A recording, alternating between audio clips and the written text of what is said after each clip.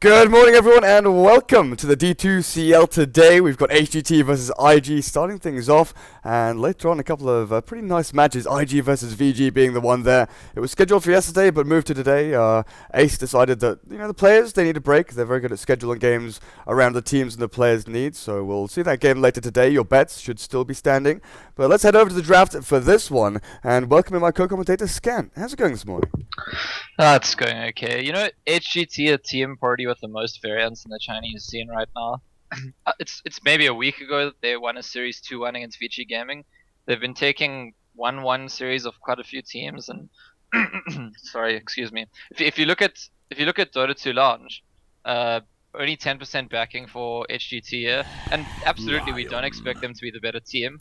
But as I say, they're a team that's, even though they sometimes lose to weaker teams, they also sometimes beat stronger teams. So it really depends on the HGT that arrives on the day. Yeah, we've seen them, fall flat on their face a little bit if they don't get their draft quite right, and I think that's what it comes down to. They've got the individual skill, they've got the knowledge. It's just that drafting they haven't quite nailed down yet. They've got to, I don't know, watch some replays or something, or they're trying to be a little bit too advanced in counter picking. But when you see them pick, a solid draft that you can see is definitely going to work, they're picking heroes that they've played regularly, then they do very, very well. Well, this is something I wanted to actually get to next, because yesterday, or was it the day before, we saw HGT lose a game against Vici Gaming Potential, and that was actually a game where HGT had a draft they really liked, the Wisp and the Tiny, the Silence as a cover, but I think that had a lot to do with the Lifestealer on HGT, on Vici Gaming Potential, and this is something I wanted to come to, because right now when I watch Chinese Dota, I just look forward to seeing Lifestealer being picked up, because this is a hero that I'm gradually starting to understand why Chinese teams are picking it again. But I feel like I need to see more of it to sort of finalize my ideas of what that pick's about. So at the start of every game, I kind of like say a silent prayer to myself. Hopefully someone will pick Lifestealer again. I'll get to watch it again. Let's see that Lifestealer. Well, Sniper, Earthshaker, and Lion here from IG, giving Ferrari that Sniper. He's done very well. I was talking to Slesh about this, and we were looking at his old signature heroes. They're all quite mobile. They're all very magic damage oriented. Sort of, Ember Spirit, Storm Spirit, things along those lines. TA came to mind. He did very well on TA. But he's obviously a multi-talented player. He can play pretty much any hero under the sun. It's just that there are those heroes where he just seems to click. He's diving towers with Ember Spirit, running away with like 15 HP, judging kills very, very well. Sniper, you have to pretty much completely change the way you play a sniper. You sit back, you get last hits, and you've got to time when you run forward pretty clearly. When you got shrapnel, when you hit level 3, 4, that's when you can start turning it back around on the SF. Yeah, the only concern I have about the Sniper is that Ferrari playing Sniper is sort of contrary to the lineups that they're mostly going for at the moment, where they pick the Storm Spirit for him or the Ember Spirit for him. Burning plays something like Juggernaut, and they're just cores that get a lot of farm and are very difficult to handle. Whereas Sniper, he's difficult to handle if you can't get close to him, but if you get close to him, he's actually one of the easier cores to handle. And I feel like usually it's working out well when Ferrari's playing one of those slippery heroes because he's such a mechanically skilled player. Yeah. And actually, yesterday in the Star Ladder, IG dropped one game against LGD in a pretty close series, and the game they dropped is the one where Ferrari was playing Sniper. So I mean, that's not necessarily a sign of anything, but like for my personal preference, I feel like I'm more comfortable seeing him on heroes like Ember Spirit or Storm Spirit. I expect a greater capacity for his mechanical skill showing in those cases. And how much are we seeing Burning now on these pretty aggressive carry heroes?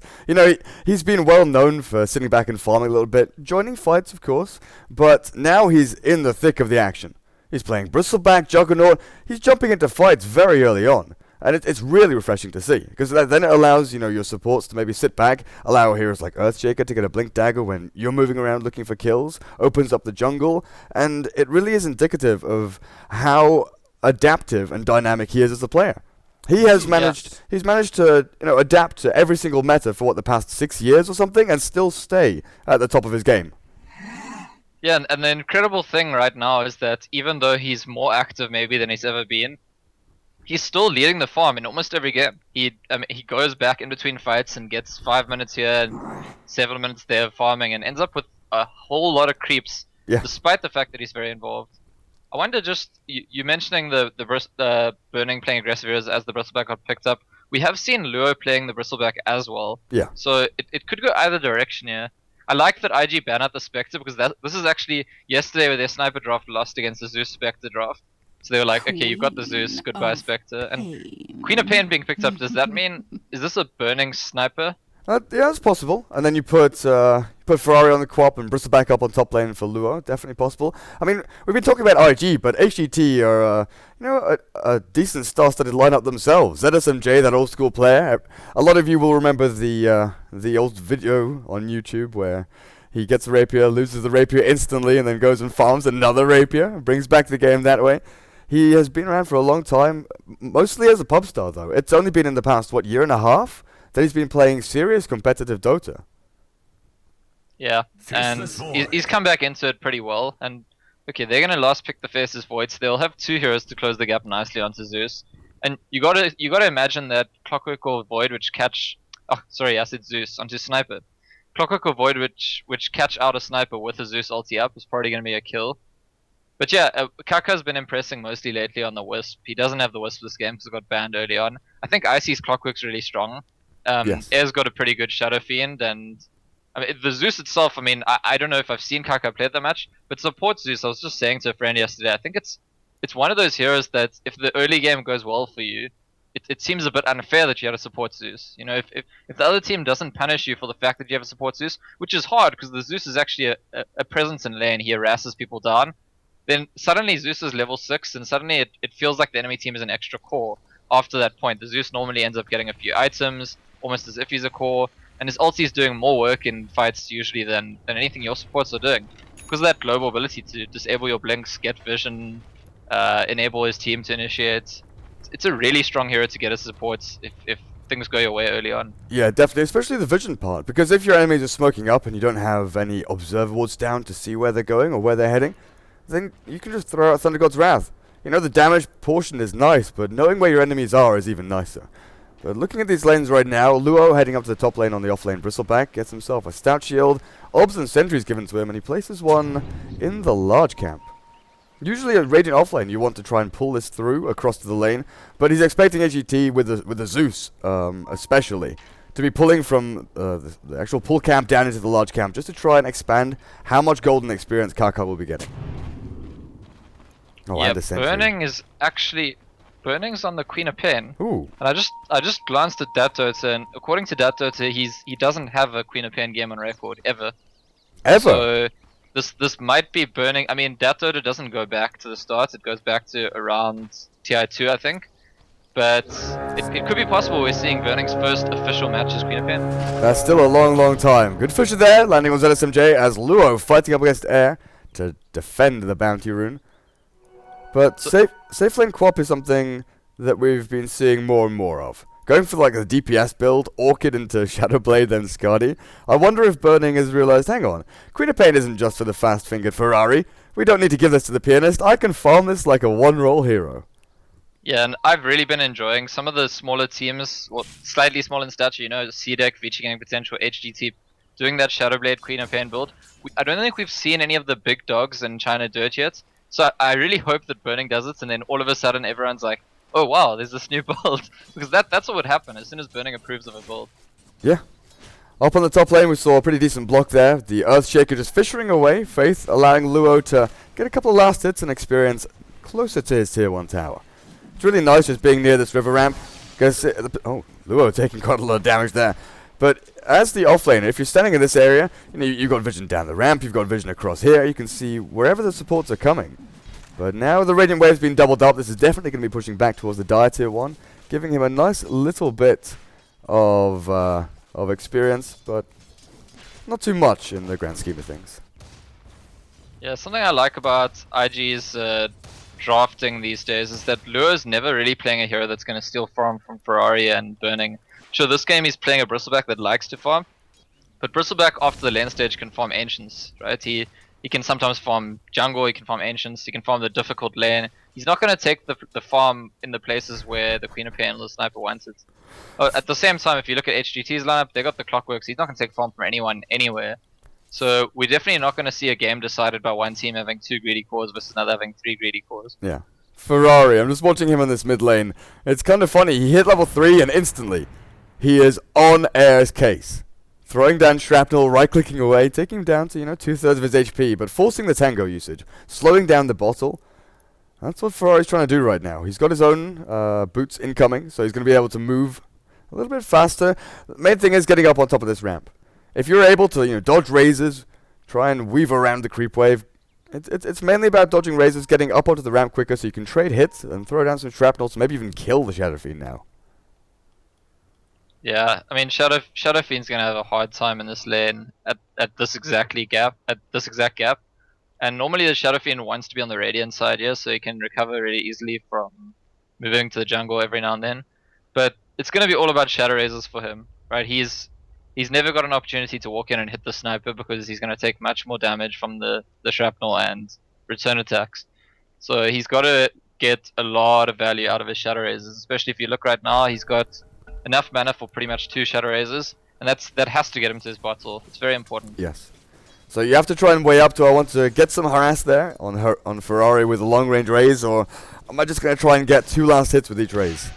Because right now he's getting nailed by the shrapnel, the right clicks, and attempted denies from Ferrari. So how's his bot lane going for Burning? He's 9 for 3 on this Queen of Pain. He's up against Icy, who, like you said in the draft, his clockwork is very, very impressive. Earthshaker? He just denied himself to the Ancients, so he stacked them. Yeah. Stacking for the Bristleback, so he'll head back to the Fountain. But Icy's clockwork, yesterday I can't remember who they were playing, but he was consistently getting big hook shots into 2 or 3 man cogs. It was really quite nice to watch. Yeah, was that the C-Deck match? I think that they split. Yeah, the second game he played. The first game he didn't do so well, but the second game, that was really nice. Also, I mean, C-Deck have been doing so well recently. I sort of treat them as one of the top teams, and again, that's another example where I think that people expect HGT to just lose 2-0, but they have these performances where they look like they're one of the top teams, and they can definitely take games off these top teams. So we need to give it a little while to see if it's going to be that kind of game for them. Faith.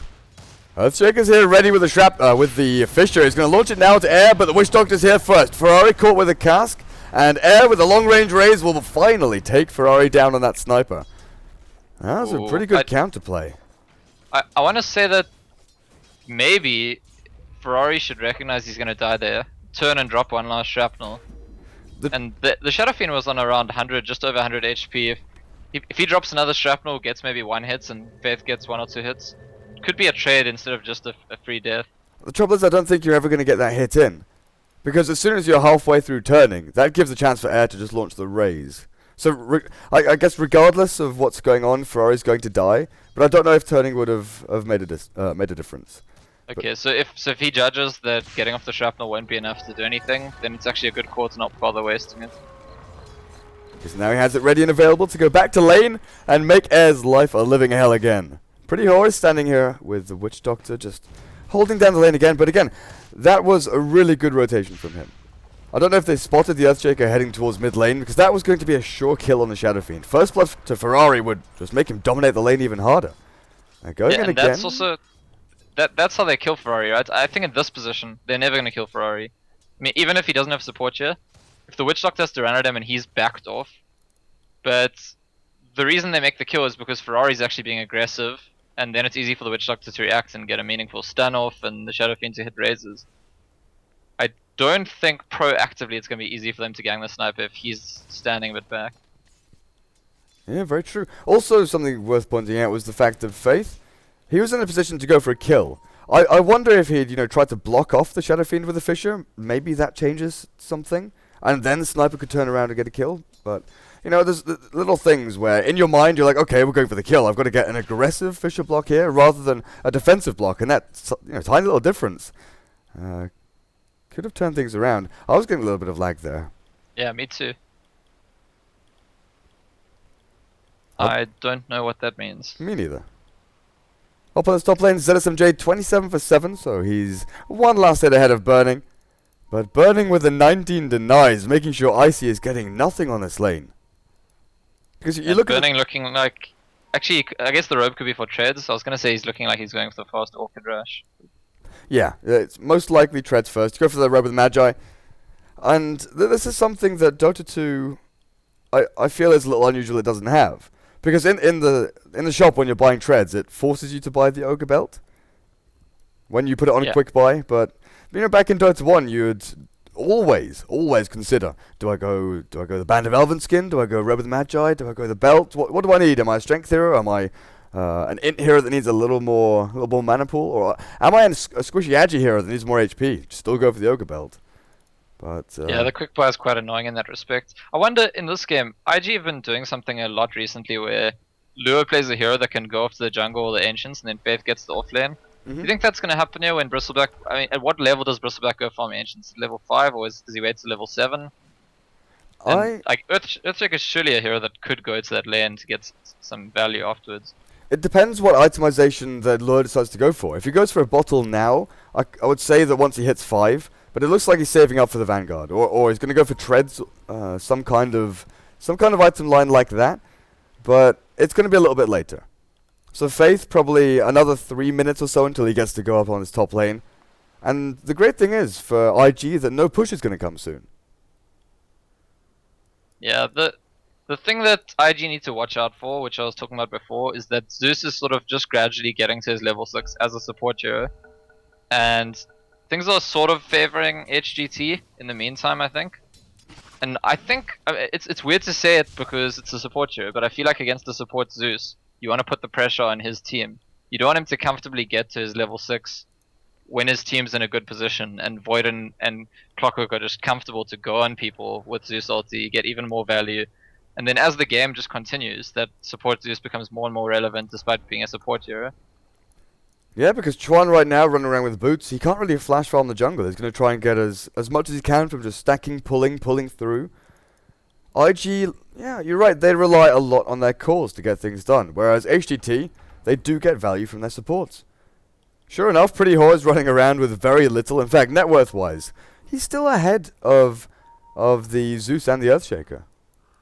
I guess with the 470 gold saved up, that's what's making the difference there. The support's very poor.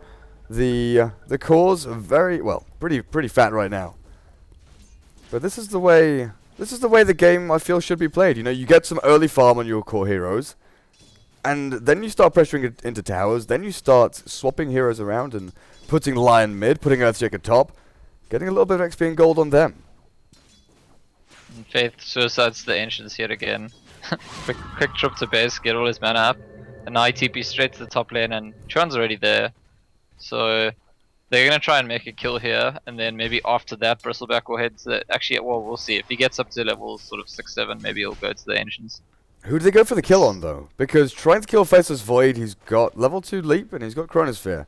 It's not... Okay, they're TPing the Quap in as well. With Burning, Sonic Wave, and level 2 Scream, this is going to be relatively easy. ZSMJ, especially when he pops the Chrono aggressively... Oh, Burning! Blinks into the Chrono. This could be disastrous for IG, but it looks like they're going to be just fine. Throw the Sonic Wave down onto air. The Shadow Fiend evaporates as another pause comes out. The Shadow Fiend's arrival quite convenient there, because I'm not sure if the Sonic Wave will be able to kill the Void. And you don't really want to come with 4 people to this lane just to kill support. But Shadow Fiend arrives and Burning's like, okay, cool. you totally just justified my presence. Yeah, I'll take you instead. I wonder, do you think that... I was trying to figure out, did IG have a way... Does everyone disconnect? Are we going to remake the lobby, or... Will they reload? What is the plan here? Quite often they just like to disconnect and reconnect and then see how things are, unpause to see if it lags a little bit. That's the way I've seen, you know, Chinese teams and Chinese games going. Just Okay. It's kind of just feeling how the perfect world server is working for them. Well, so back to my question. IG TP'd in. 2 of the people who came to that gang TP'd to the top tower. And when the last person arrived, they smoked forward. So they must be pretty confident there's no observer ward scouting out their tower. And the question I have is, why? Why are they? Is it just because of the timing? This is sort of the timing that the first wards tend to go down, or tend to have just gone down. Is that why they timed the gang like that, so that even if there was a ward there, it would have just gone down? I'm assuming so, especially when if you do place a deep laning ward like near this ramp, it goes down relatively early as well. Oh, you know what? Also, if you look on Zeus, he's holding 2 observer wards, so IG can actually know right now. If they place their first set early on and they can see 2 on a hero, there's no ward up right now for the entire Dire side. Yeah, there was a relatively late deep ward there on the lane, but yeah, if there is an early aggressive ward for the lane, you know it's going to go down. Well, it's going to expire before the 6-minute mark, really. I mean, it really tells you something about how important it is to pay attention to the enemy team. For all we know, IG supports looked at HGT early on. They were like, okay, they put their 2 wards up early. Now they saw Zeus holding 2 wards, and they could just be guaranteed that there's no vision. Possibly also they just took a risk, and they were like, we think there's probably no vision. We'll try. If there was a ward on the tower, it would have been a really wasted rotation, and they would have gotten nothing out of it. But yeah, there wasn't a ward, and they drew the SF. They got the SF kill. They couldn't have really hoped for it to go much better. Maybe they would have liked to kill Void, but killing Shadow Fiend's pretty good too. And now Burning sticking around up on this top lane. ZSMJ can't go near the creep wave. He's going to back himself up to the tier 1 tower. Luo, oh, he's taking their stack. As Pretty was going to give them extra kill too. Did he not see them? I'm just wondering if he lagged again. I don't know. I've actually, since the pause, I've started lagging. I'm going to try reconnect too. I'm going to assume he lagged there because he kind of walked down into the bristleback and then realized, hang on, wrong neighborhood, sorry, this isn't where I parked my car. And then gets obliterated by the Fisher. Ferrari even joining in. Karle. Wobuzetao. I don't understand. I don't understand what they're saying. I know 3 phrases in Chinese. Well, 5 if you count some swear words. Yeah, and the one that you use most is I don't understand, right? Yep, that's the one I said just now. Okay, Mid lane air, stunned up. With the shrapnel and Fisher, they'll take him down pretty easily. This I feel a bit sad for. I feel like those 2 pauses together make it easier for Air to die to that gang. I feel like if the game's fluidly going, it's a lot more obvious to him, hey, we just saw all those people in our jungle. Yeah. They just moved from top through our jungle. This is where they'll likely come next. But it's harder to keep your bearings when all those pauses are happening. It's kind of the same with Witch Doctor. You know that a fight just happened top, they've moved through the jungle. You don't know where they've gone, if they're headed down this way or back towards their tier 1. And the same thing from here. You don't know if they went back to Rune Spot and are going down here, or you just forget that they were there. Completely agree with you. IG, in terms of reorganizing their lanes, has done something much more intelligent than what I suggested.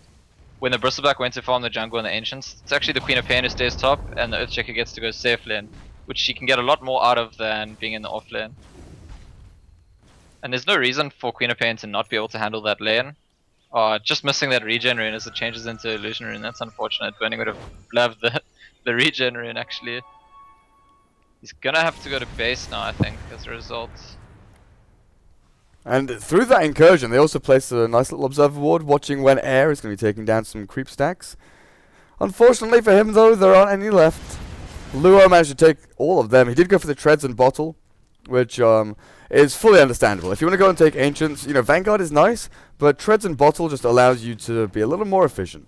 You can go and take up a rune, fill up your bottle again. You don't have to move back to base. You don't have to waste time standing there and regenning up.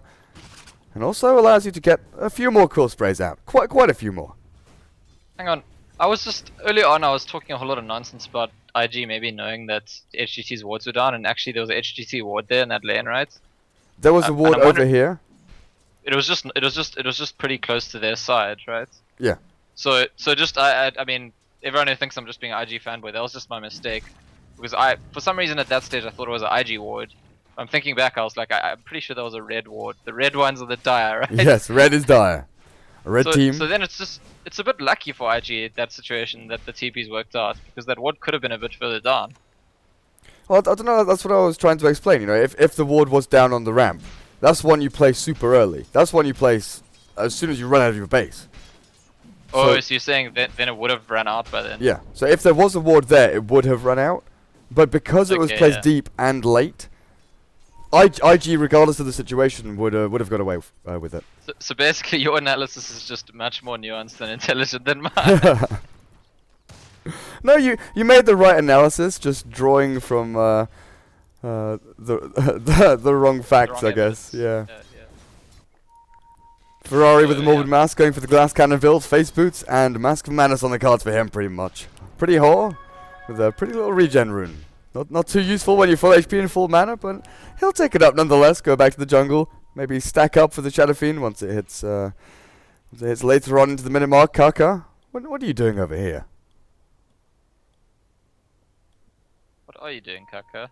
Level 4 Zeus, Magic Stick, running around. Level 2 Lightning Bolt, not sure what he's looking for, but the two supports have been given a little bit of experience and room at mid, while Shadow Fiend farms up in the jungle, being fully spotted out by this Observer Ward. I think the Zeus's XP should I've obviously made it clear at this point. I think the Zeus's XP should be prioritized here. I don't like the idea of the Witch Doctor sharing with him or taking ahead of him. I just think the Zeus getting level 6 is bigger than Witch Doctor getting 5 or 6 or 7. Sure, Witch Doctor ulti can combo with Void ulti, but that always puts Witch Doctor in harm's way. And there's a lot of targets that a Void could kill with just a Zeus ulti without the Zeus risking his life, and a Clock could also kill that way. Oh, Faith of bot lane. They gave him a little bit of room, but maybe too much room as Icy unfortunately can't get him locked in the cogs. The TP reaction was there as well. Kaka and Zedus and Jay both trying to join in.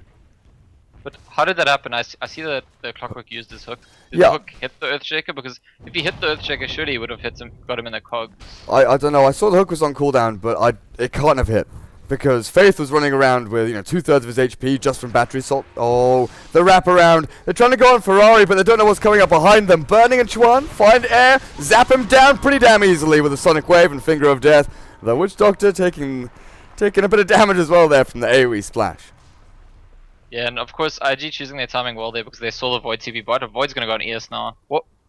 Is he gonna... Yeah, it goes for the chrono. Quick and easy. So both teams actually showing good awareness of, I've just seen their team over there, we can make a kill here. And then the Void's like, well, I've just seen you there, I'll make a kill here too. Really good to take those timing windows, because you have a very small window in those kind of situations where you're trying to make a kill on the basis of the fact that you've seen enemies in another lane.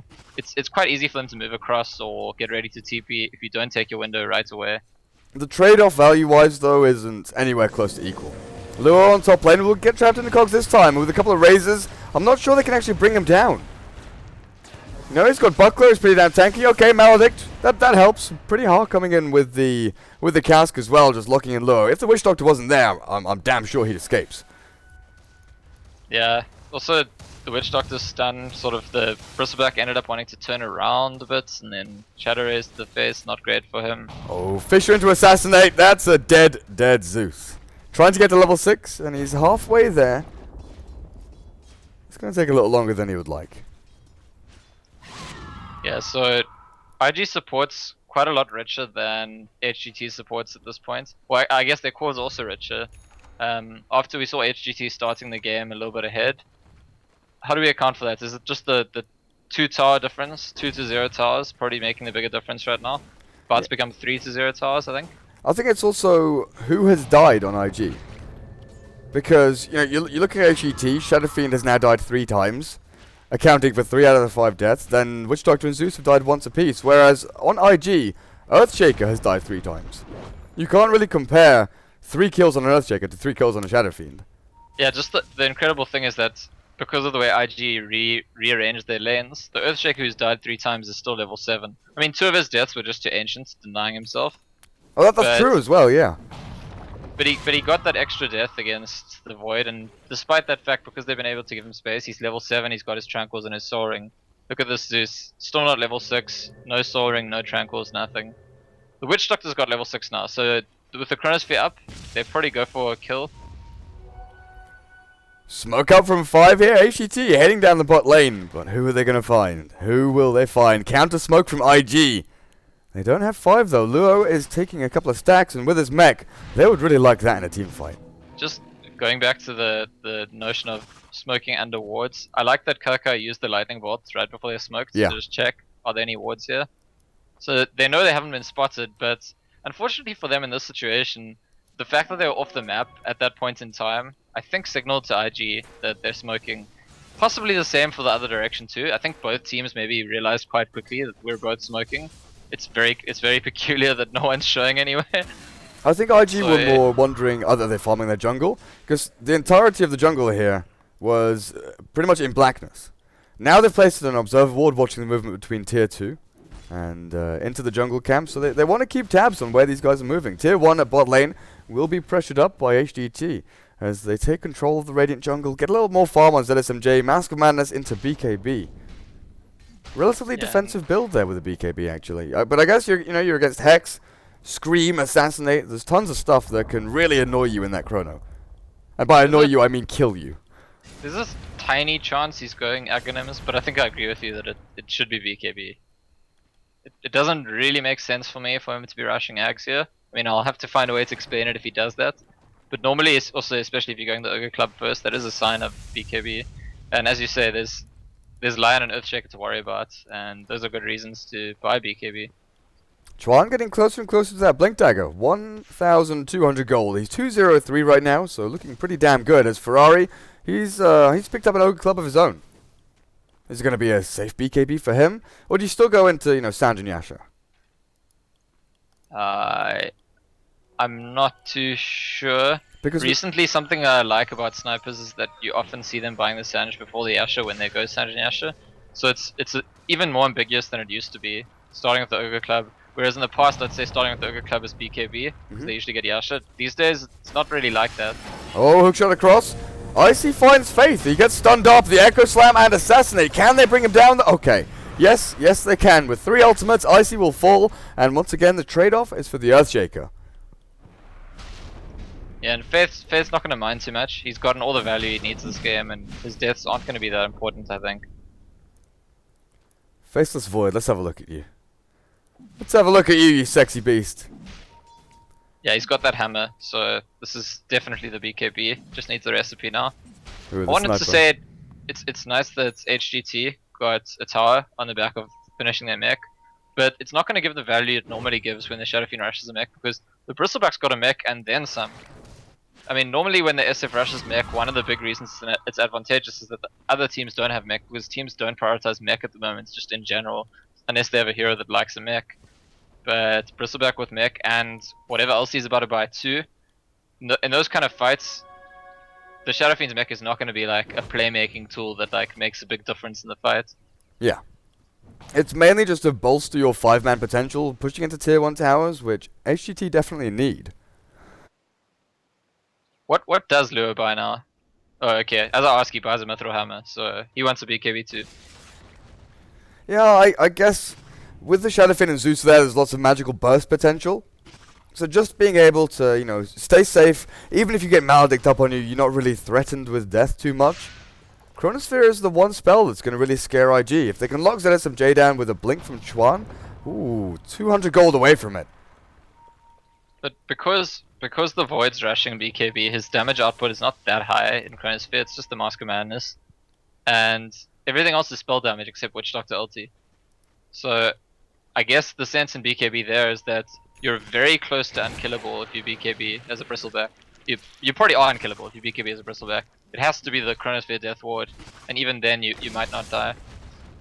Even then. With the Blink Dagger heading into the Radiant Jungle. Gonna clear out some camps, try and limit what IG have got, but IG are up in their jungle. Taking control of the dire. With the discussion of the BKBs, I see Burning sending out an Ogre Club, so sadly we're probably not going to see the Shadowblade Quap this game. At least not until he finishes the BKB. Again, it's possible he's going for Aghanims, but BKB seems much more sensible here after we've just discussed how a BKB on a Radiant hero makes you almost unkillable at this point. I don't know. With I'm not questioning the BKB analysis there. I'm just thinking that I've seen Queen of Pains recently go this build with the Shadowblade after Orchid, but buy an Ogre Club in between, just as like a stopgap item to give a little more HP. Have they found anyone? Burning blinks away, but they know they want to go BKB. They know they need something to tank themselves up. It's kind of like a vitality booster. It's for later. He most likely will still be going to the BKB straight away after this Orchid, but the thought is there for that Shadowblade. Okay, well, I mean, I'm only too happy to hear that. I haven't been paying as close attention as you have to these stopgap items, so I mean, I like the idea of that actually. I feel like it might be a mistake to rush the Shadowblade here if she were to go it without something like a BKB or point boost or something for a little bit of extra HP, so she doesn't just die to Void and Zeus ulti or something like that. Yeah, so with 1200 HP, she's She's not that tanky. ZSMJ could probably kill her with a couple of bashes and lightning bolt thrown in for good measure. Icy, heading into that blade bale now with treads and bottle. Roshan not attempted just yet.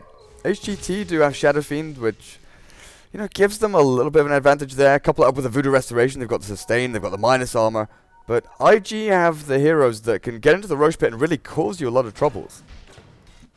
Oh, see, the way that I see items progressing, I think IGs might just suddenly run away with this game. As soon as they hit, they're gonna have 2 daggers on each of a dagger on each support, they're gonna have a BKB on each core.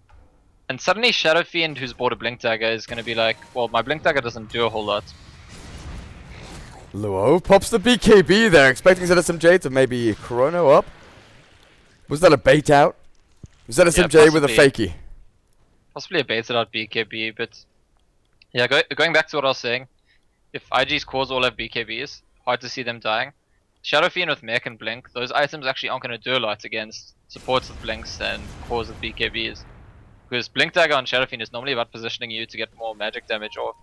Or in terms of what it does in a fight. You know, the plan is not to blink to somewhere and right click someone twice. Yeah, definitely. Now looking at the net worth, you know, 9.8k up on Luo, the Ancient stacks definitely working out nicely for him. 9.5 on the Shadow Fiend. But then you've got the Sniper and Queen of Pain, who are ahead of this Faceless Void. One of the biggest problems about going Mask of Mana's BKB on a one-roll Void is that your farming potential just stops completely. You know, you've got no Midas, Maelstrom, you've got nothing to increase your farming speed as the Thunder God's Wrath thrown out there just to give vision of where IG are headed. But they were just posturing themselves ready to try and defend Luo if things get a little bit messy. Yeah, it's really good of IG to be standing so far back in the trees there in their jungle, because I think if they're standing around their tower as Zeus ultis, that's an initiation waiting to happen.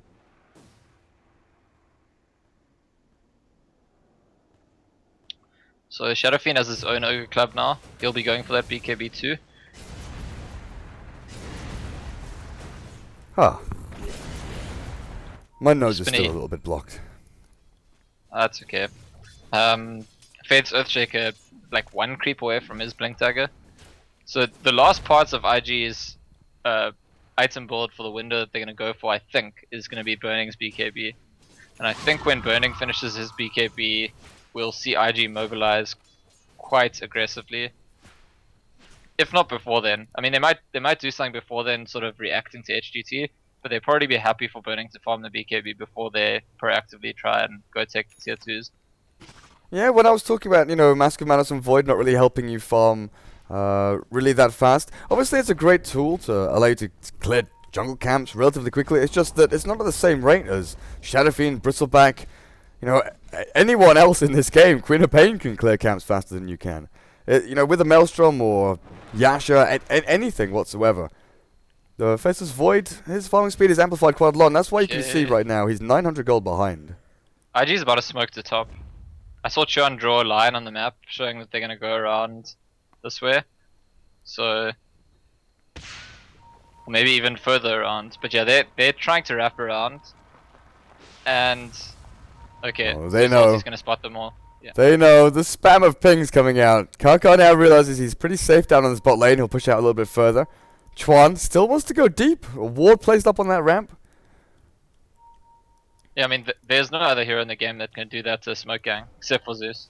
And just another reason why getting away with that support Zeus gives you so much added value later on in the game. Is ZSMJ going back for the Maelstrom? Looks like he is. Gives him a nice, decent burst of magic damage in these chronos. If you can catch someone before they pop their BKB, then he could be looking to kill the Queen of Pain or Sniper. Burning still falling away to get that BKB up. Come on. Come on, Burning. We know we know you can do it. It's tricky. I feel like for ZSMJ, going back for the Maelstrom is the best way to boost his DPS right away if all the people he's trying to kill don't have BKB. Because they're all going to have BKBs, I think it maybe is a mistake, because a lot of the damage from Maelstrom comes from those lightning procs.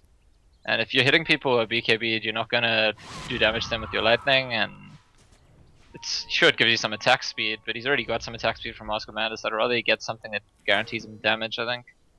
Maelstrom will help him farm, will help him sort of split push, there's that. But as a fighting item, doesn't seem like the best call against all the BKBs.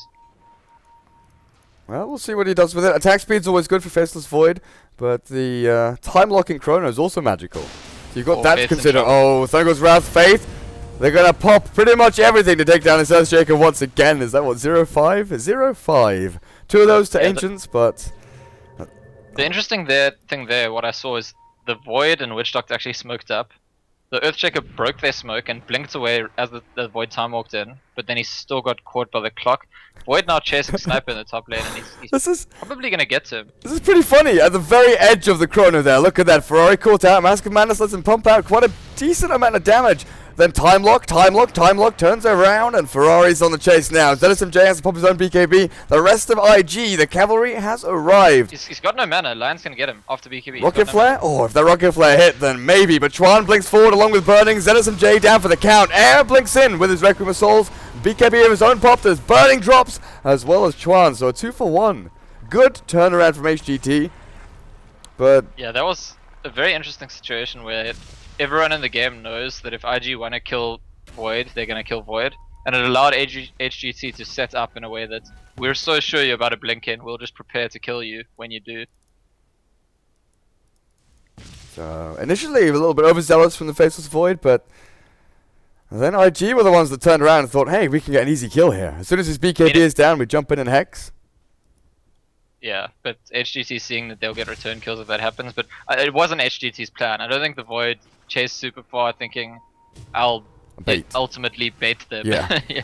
That was never part of plan A. Plan B was HGT saying, ZSMJ, hang on, you're a little bit too far forward there. You're being chased by 3 from IG. Let's back you up a little bit. He still goes down in the end, but a decent exchange for HGT. Killing Burning. Slowing down his BKB, in fact. He's still about 1,300, well, 1,200 gold away from it. Yeah, you know, we spoke a lot about how Burning's become a lot more active than usual, but he's still getting his farm. This game, I mean, I was saying I usually see him at the top of the net worth. Even close to the top of the last hits. This game, that's not happening. And I was saying how Bristleback won't be stealing a lot of creeps from him, but maybe that is what's happening. I've seen Bristleback on Ancients and on jungle, but I have also seen him in lanes occasionally, and it could be that even though Lure is on a more utility hero, it's a one of the more farmier utility heroes, right? Bristleback's not a clockwork. So it's not necessarily bad for IG for Bristleback to get farm that Quap could, but it is going to put Burning in like a position that he's slightly less used to. Oh no! It gets baited! Burning blinks forward, and ZSMJ pops the chrono on the creep wave. And that's not, there was no vision involved there, right? So Burning was just ready to blink if he saw the Void. They couldn't have seen the Void in advance. It's great to see though that he blinks forward so he doesn't have to use the turn rate to, turn himself around and blink backwards. He knows that he's got that split second window. I have to blink forward. I don't have the time to turn around, do a little dance, make a little love. So he just gets the hell out of there, dodges the Void chrono. Is this a free rush? I think it is. Like it just might be. That Crunch Sphere is one of the few things that can lock them in this pit with the Thunder God's Wrath. They launch down all of their AoE damage. Witch Doctor can actually cast his Death Ward down the ramp, but there's not enough time. BKB blinking in with a Requiem not doing anything whatsoever. Ferrari picks up Aegis the Immortal. Oh, Icy. Hexed up. He's going to get taken down pretty damn quickly here by IG. Cleaning up after the Roche Pit. Pretty hard. Assassinate is going to slow you down, but can Burning close the gap? He's got Blink in 2 seconds time. Go forward. Get that Shadow Strike down. Faith says, hello, Witch Doctor. Lays down. This is what I was talking about. Shadow Fiend's item board under normal circumstances is okay, but in a game where everyone on the other team has Blink Daggers and BKBs, you've built yourself up as a SF to try and like get off a big ulti and some raises. And so what if you get it off? But I mean, in the top lane it worked because there were 2 heroes without BKBs that blinked forward into you. But if you're blinking into them, you're not going to get much done as the SF in this game. Yeah. How are we looking overall anyway? 7.5k up on IG. But that's going to increase a little bit. They lost a tiny amount with that altercation up at top, and HGT farming pretty decently in their own jungle. But after the Roche Pit fight, after getting Roche himself, Ferrari's going to be super safe, and this is just going to bolster their efforts. Tier 2s are standing mid and bot, which they'll be looking to take as soon as possible. Is Lure in trouble? Can he die here? No, he can't. And that's actually The Void scouting him out. I don't think Lure could see him, but the Void's the one who runs away anyway. Can he die? He's got a freaking Reaver! Reaver Plate Mail Mech BKB on this Bristleback. 13,000 net worth. All of his items are just in full tank mode. Yeah, and Lure's saying, this game burning, you can be the extra support. Oh. I'll be the secondary carry. The Emperor. Pretty hot. Locked away from his base with that Fisher. ZSMJ is ready. But who does he go on it? Who do you actually target here without vision? Oh, they've seen Chuan. They've seen Chuan. They know they want him. Hookshot in after the Thunder God's Wrath will bring down the Lion. Tries to get off as many spells as he can. Hex and Earth Spike. As Ferrari now looking to turn around. Great blink and Fisher from Faith locking in that clockwork. So Yeah, and that's going to be an okay trade for IG. They're going to keep pushing. And yeah, you ask who the Void needs to go on. The tricky thing here is he can't just go on anyone and expect his team to back him up well. The Shadow Fiend, in order to get effective damage out in the fight, probably needs to be targeting whoever's in Chronosphere. So a lot rides on that Chronosphere. Well, that's the first, well, there's only one tier 2 remaining now. The penultimate one taken. But the creep wave is all the way down to bot. Karkar done a very good job just keeping the momentum going down here. They know that's like the last bastion of defense. That tier 2 tower where they can TP, try and save their Ancients, try and save the Roche Pit. ZSMJ is farming up this top lane. He knows that IG are incoming though. Running himself away, does he try and cut the wave? Does he TP out? What's his plan here? I don't know. Apparently it's farm the small camp. Take out those little hill trolls, walks into Faith. Have they haven't seen each other. This nighttime vision is pretty limited. He has seen burning though. Faith could have fissured there. I want to say he was pretty slow to react. Waiting to Soul Ring, uses animation. I mean, I'm not completely sure if the Queen of Pain lives if he fissures, but there's a much higher chance. Yeah, you can still attack over the Fisher as Faceless Void. You pop the Chrono, you stand on the correct side, and you just wail away at that target. I expect that in their TeamSpeak server right now, Faith is apologizing to Burning because like the main reason he's up there is to protect Burning. And sure, maybe Burning dies with his protection, but he needs to at least offer that protection. Well, Luo, once again, heads back to the jungle to farm up. Does he finish Shivas? Does he finish AC? Heart? Like, he's got these 2 item components here just sitting, ready to be made into something bigger. But which one does he finish first? Actually, it could even be a Shivas that you're looking at here. With the plate mail rather than the AC. So you don't think he's going to buy another standalone value item? Well, Third one? What would you buy? What? Let's have a look. Let's actually think. What kind of Talisman of Evasion. Talisman of Evasion. I don't know. I don't think there's anything else that he'd want that he could buy like a javelin or something and start building into a basher. Javelin. Like that's a pretty good item, right? Just a casual javelin. That's what all the cool kids do.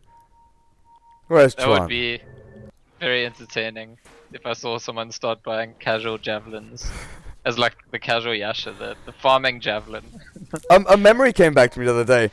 Back in Dota 1, this must have been like 7 or 8 years ago. I clearly remember someone going 6 pairs of treads on Sniper and saying it was a legit build. And then of course, me being a complete noob thought, hey look, he won the game for us. It must be really good, right? So I went and bought 6 treads on Sniper. And then I realized, hang on, this build is really good. You get so much attack speed. It's freaking amazing. And then they changed treads so you can only buy 1 of them. And I was really sad. I could no longer go with the 6 tread Sniper build. Yeah, it's also really sad for people who want to troll. You have to be more creative with your multiple boots choices if you're trying to troll your opponents. Yeah, Can't but just do the many treads build. now you've got Arcanes, you've got Tranquils, you've got all sorts of new boots. Back in the day, we had the Arcane Ring. We had to buy a ring. We couldn't get Arcane boots. It was just there was a point at which we just had treads and travels, right? There are no other kinds of boots. No Yeah. tranquils, no phase, no arcanes. Pretty sure. It's hard to remember the small little items. Yeah, I think phase got added first, then arcanes, and then tranquils. I think that was the order. Definitely. Because Arcanes was the Arcane Ring originally, where you had to get a Ring of Protection, Energy Booster, and then a recipe? I think, something along those lines. But then they made Arcane Yeah. Boots and everything was good with the world. Yeah, and tranquil boots, Was Tranquil Boots a Dota 2 invention? Was it even around in Dota 1? I don't think we had it in... well, I don't know, because Dota 1 is still continuing now. Or I mean before Dota 2. Before As Dota in, 2, I don't think yeah. so. I'm pretty sure. But I don't know. Let's not get into this because it starts getting messy. My like sort of historical timeline with Dota 2 is so warped and messy. And Yeah. you know this. I say Yeah. things like, "Oh, in recent time," when I mean over the past 3 years. I really Yeah. do mess up my timeline sometimes. Well, when you've been like playing the game for 10 years or something, it's different. I mean, but yeah, obviously a lot of people watching this all have only been playing in the last year or 2 years, so ignore us, ignore this conversation. um, ZSMJ has finished off a Mjolnir, and while we're chatting about Dota's history, there was like a smoke from the dire side. There was a Zeus ulti to scout out the enemy team. Nothing really too interactive happening. Burning on Queen of Pain, running around with a gem now that Faith bought for him, and an ultimate orb, which I guess could go into multiple things. Void's coming. And found the Zeus. He tries to run away, but you can't get away from Luo. Void down in the bot lane does find Burning and tries to TP out. BKB is running down, but he'll get out just fine. Yeah, so that's going to be a good kill for Void. Void's going to be pretty happy to get pickoffs on Queen of Pain all day long. Again, I want to say that maybe if Burning pops his BKB before he gets chronoed, he might live. Because a lot of the Void's damage at this point is magical.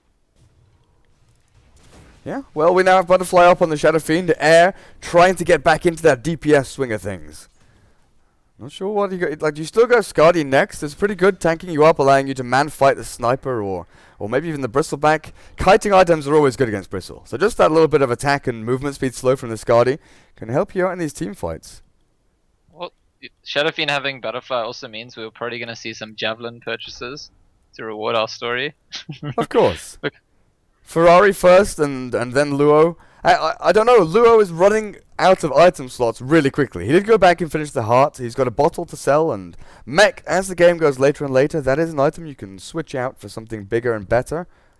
He would like an Abyssal Blade, though. Against the BKB of Void, BKB of Shadow Fiend, Abyssal Blade on the Bristleback is a little bit better than MKB, I feel. So the question I want to ask is, well, firstly, I kind of agree with you. I think an Abyssal Blade on their team when they don't have any is good. And if they got an Abyssal Blade up at the same time as the Queen of Pain Hex, if she is going Hex, I'm not sure she might go Skadi. That would be great. But the question I want to ask is, I was talking all the time about how IG was going to have a window where they get all their BKBs and Blinks, they're going to do stuff and get objectives. And it hasn't really happened. And they're just kind of farming more items at this point. Yeah, Why do you think that is? Do you think they feel like it's too hard for them to push at this point? Or? I don't know. They took that tier 2 at middle lane, and then they sort of backed themselves up. I'm only assuming that they want to wait for the next Roche, get Aegis Immortal, push tier 2 at bot, and then maybe into high ground. The bot lane is going to be, you know, a good place to start chipping away that tier 3. But I don't feel like there's any item they're particularly waiting for. Maybe the Bristleback's gonna finish at AC or Shiva's. Do you think IG are guaranteed to get the Roche? Is it? Because I sort of feel like that's a position where the fight might be a bit better for HGT than if it was someone else. I think. You know, there's a chance of hitting a multiple hero chrono, for example. I think if Burning was alive right now, they'd already be starting running around trying to get into the dire jungle and controlling the map. Like Luo right now is already scouting Roshan. That's what they're looking for. That's what they're waiting for. But about the team fight in and around the Roche pit, yeah, there's Chrono, Hookshot, Thunder God's Wrath to scout them out. There's all sorts of nonsense being thrown around. And with the way the last Roche fight went, HGT didn't do that badly. It's actually the second time recently Burning got picked off by the Void, and maybe that's what's setting them back, that each time you want to try and group up and do something, your Queen of Pain dies just before. And we did talk about during the draft, I mean, this is Burning's first official Queen of Pain game on record. You know, he's not being the dominant presence that we expect from Queen of Pain. I mean, he hasn't done anything remarkably terrible, but he also hasn't done anything remarkably impressive to my mind. I've just been trying to figure out the orchid he picked up. I don't think I've seen him use it. Is he gonna die again? Is he gonna get chronoed in 5 seconds? Okay. Blinks himself back. Away. Like, obviously he has used it in a team fight, but I'm thinking solo pickoff. You You know, so often we see the Queen of Pain go with a support, smoke up with the Earthshaker, and just try and find a kill somewhere in the enemy jungle. Get that solo kill on Witch Doctor. Get yourself a little boost of gold. Right now, Burning is 1, 3, and 6. He hasn't found really too many kills. Roshan's alive. I wonder what that discussion was like in IG's sort of chat. If Faith was like, hey Burning, how about Queen of Pain? And Burning's like, that's not my kind of hero, pick it for Ferrari. And Faith's like, no, these days it's played as a safe lane carry. Yeah. You've got to get used to it. Oh, the blink forward, Luo with a finger of death onto the Witch Doctor, brings him down, and Luo is not giving up now. Icy chased down, charged with the goo, hookshots back onto air, but the Bristleback is not giving up until he gets sent up by the Yules from Zeus. Back into the Roche pit they go. And anyone who's watching, I mean, we're not flaming Burning here. It's not like he's been a terrible cop. He's got picked off a little bit, but he also did really well to dodge the chrono with the blink forward the one time. It's more just that you imagine that if Ferrari's playing cop in this game, the entire game we would have been talking about Queen of Pain, would have been following her movements. You know, the play would have been centered around what she's doing. And in this game, Burning's felt like a, you know, like an afterthought almost. It's been a little bit static. I think that's all it's been from Burning, and it is one of those heroes that you need to set the tempo. We've seen Burning do that on heroes like, you know, Juggernaut, getting in there, but that's usually after 20 minutes or so of farming. That's when he joins up with the rest of his team. Queen of Pain is a little more of a lone wolf. Well, having the edges is going to mean that if he wants to go back to farming, which is what he usually wants to do, he's going to be able to finish probably an entire item before he dies again. Probably the Void doesn't even want to chrono him while he has Aegis, but even if he does, it's very hard to see him dying twice. So now we're gonna get to see if Burning wants to go for. Okay, I'm gonna say it's definitely not Lincoln's. Hex could be good. Scotty could be decent as well. I mean, oh wow, he blinks forward. He might lose his Aegis. He's gonna die twice here. The rest of his team are incoming though. We're gonna see the cavalry arrive. Burning is already dead though. ZSMJ pops the BKB, cannot TP out. He's got no escape. 1 second until Time Walk. Where does he jump? Back down the ramp, but Chuan is ready. 4 staff down. Great Earth Spike across the ramp and onto the Void. Yeah, very good Earth Spike. Having to click on the ground. He would have definitely been parked if he tried to click on the hero from that distance. And just as I say that Burning's gonna find some space to farm and not die, blinking forward aggressively into his first death so that he'll die to the chrono in his second death, and yeah, it's just not been Burning's game here. Well, I think that's more down to HGT. They've been focusing on him pretty heavily. ZSMJ has been hunting him ruthlessly throughout the game. How many chronos have we seen thrown to Burning? Every one of his deaths, right, has been a chronosphere.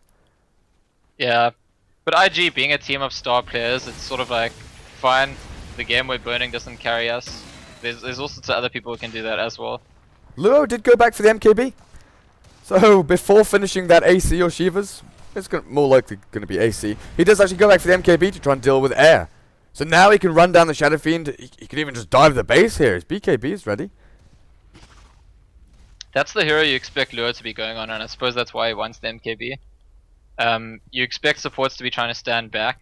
He doesn't really want to kill Clockwork, and it's hard for him to kill Void because Void's either chronoing or kiting or doing whatever. Whereas the Shadow Fiend, once he gets damage on him and the SF can't blink, the Bristleback can just chase him down. Hookshot gonna miss completely there. I don't know if the Cask and Lightning Bolt made Icy misjudge what was gonna happen, but Luo stood by the tier 3 and takes it down. Air doesn't want to blink forward here.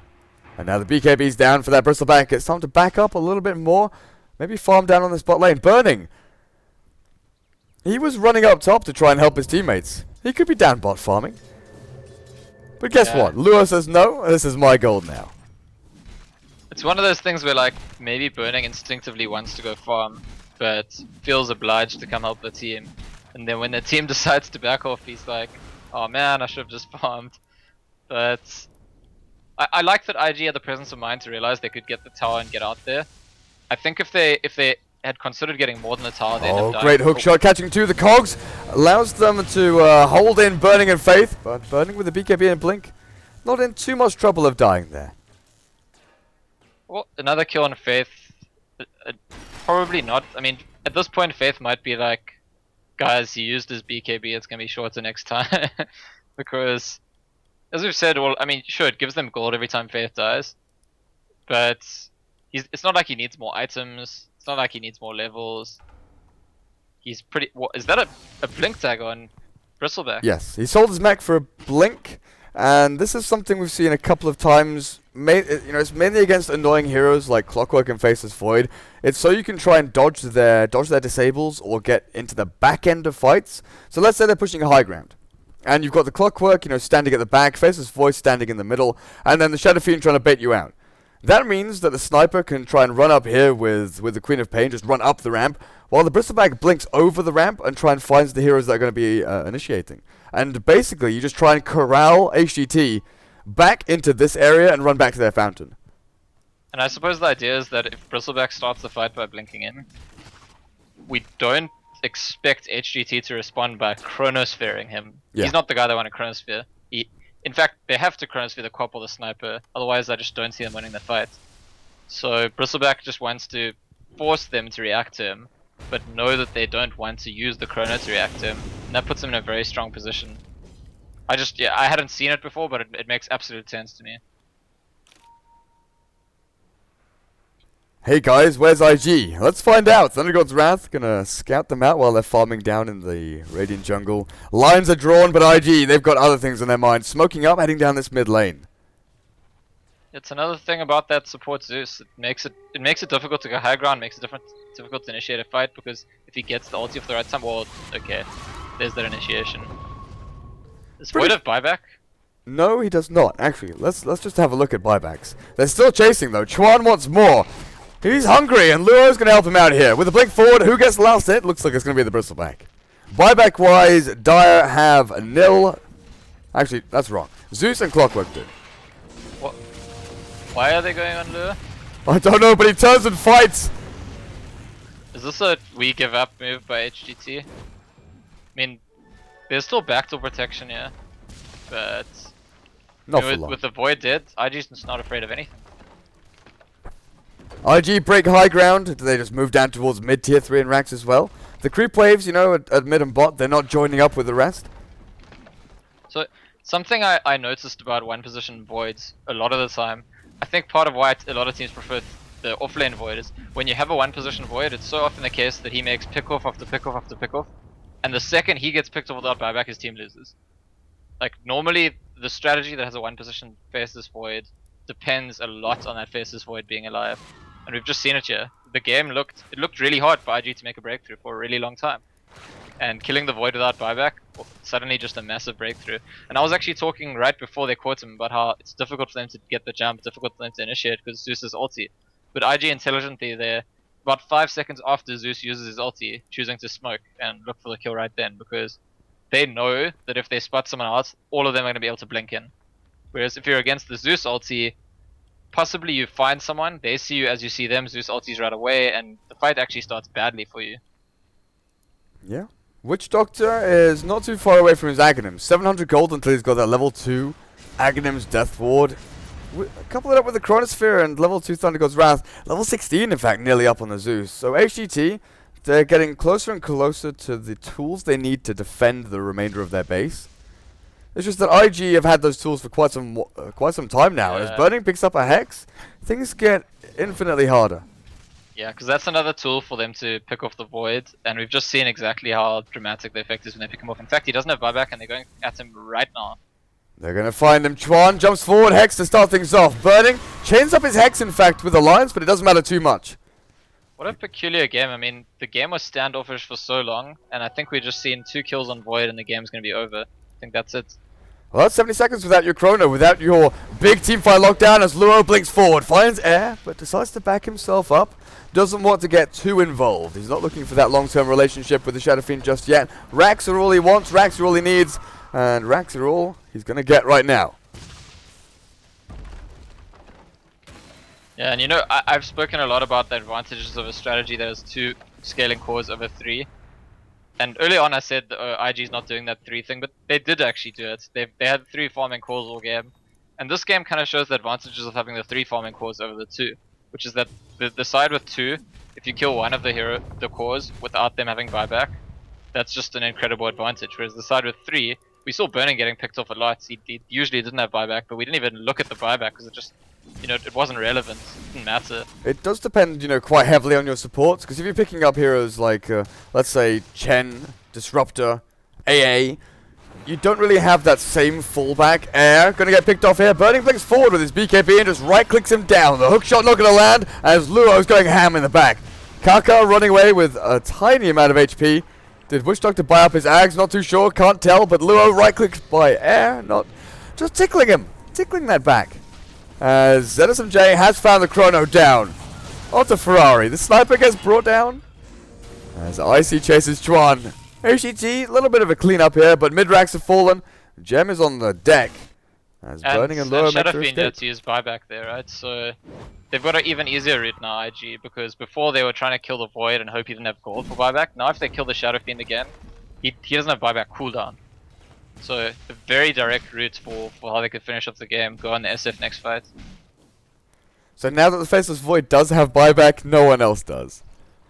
The Dire are out of buyback. Zeus and Witch Doctor need a bunch of gold, Clockwork, and like you said, Shadow Fiend.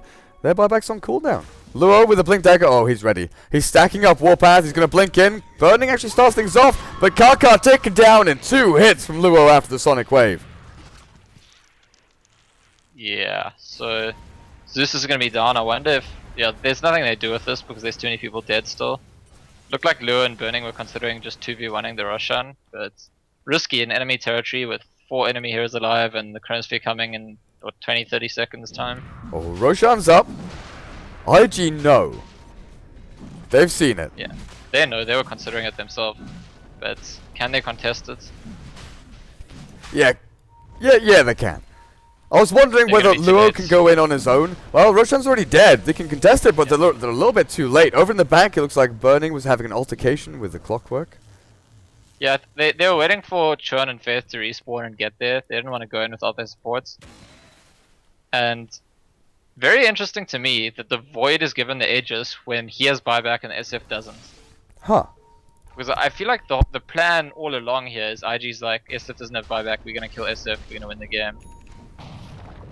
I don't know if the Void does enough at this point to justify giving him the Aegis when the SF doesn't have buyback. I mean, the SF did take the cheese, but there's a lot of ways in which IG can go on Shadow Fiend where he's not going to be able to cheese. If they initiate with the Hex, or the Lion's Hex, or the Earthshaker.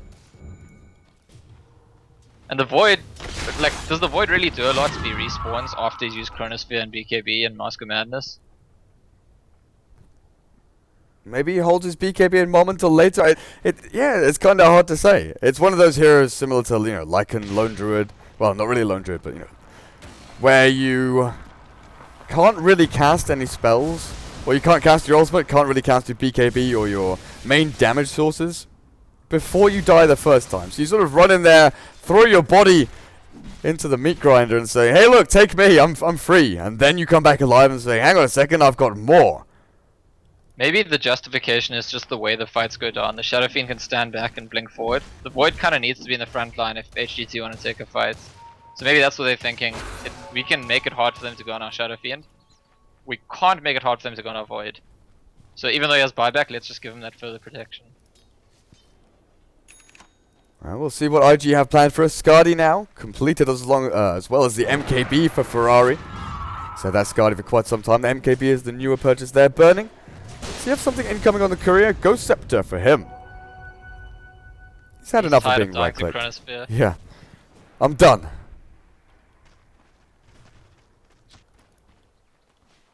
And Luo with 3.5k gold. Net worth-wise, what are we looking at? 20k and climbing lead. IG had that sudden moment, what, 40-ish minutes into the game, 43 minutes into the game, where they killed Void a bunch of times and decided to go and take the base. Yeah, each time he didn't have buyback, and I don't know if IG even knew that. I'm not sure if the first time they killed him they even knew that he didn't have buyback. The second time they surely knew, but it might have just been like a happy surprise for them, like, oh, what a treat, this guy can't buy back. Well, slowly but surely the momentum's being built up and pushed back into the tier 3s. 52 minutes in is 21-17. HGT are, you know, by no means out of this game. They've still got Chrono, Requiem. If they can catch a couple of heroes before they pop their BKBs, they do potentially have the damage output to win a team fight. And in No, in the current patch, a couple of team fights could allow them to break out of their base. in theory, I think that's true. It's possible for him to come back, and I know it's a good habit for casters to be saying these kind of things, but I just don't agree. I think HGT are out of the game. I think IG is just waiting for Aegis to run out, and because why not? Because it doesn't. It's not like HG is catching up. There's a freaking Shadow Blade on the Earthshaker. Yeah. Not actually on him. Yeah. I was wondering if he sold it again, but it's definitely coming out to him now. Faith to the Shadow Blade burning. E-Blade completed. Blades ahoy. For IG. Earthshake has been the sacrificial lamb all game. He's been the guy dying to get things done each time, but he's got a blink, he's got a force off, and he's got a Shadow Blade, so he couldn't possibly have more mobility if he wanted. What, the refresher orbs? They could use them all twice. A Yule's, a refresher orb? Yeah. Why the hell not? So both teams at the water on that cliff there. I'm a little bit surprised that Chuan hasn't gone with. Yeah, he'll go now, I guess, with his gem and see there's an enemy ward. HGT are having such a difficult time defending their base, though. Both lanes with the ranks full on are being pushed in actively by IG, which is, really forcing HGT to wonder, where do we fight? Where do we go? They wanted to maybe find a pick-off down on bot lane. Luo, not the easiest target, but the only target they're being given right now. As they were grouping up as 5 down on bot, they have to return back into their base to defend tier 4s. Wait, am I seeing that? Are those both IG wards on that? No, that's a dire ward. So why does Chuan not attack it? I mean, he's run past it like 20 times. I'm not too like sure. A bait? Looks like Faith is getting got on here. The Thunderglo's Wrath will give a little bit of vision. The hook shot in, and the Lightning Bolt will maybe allow them to see him. But SMJ has popped me on there. Used his BKB. Aegis has just expired, and there's no way back in now. ZSMJ stunned up with a Fissure and hit in the face with that Assassinate. Lure's Raxing bots in the meantime.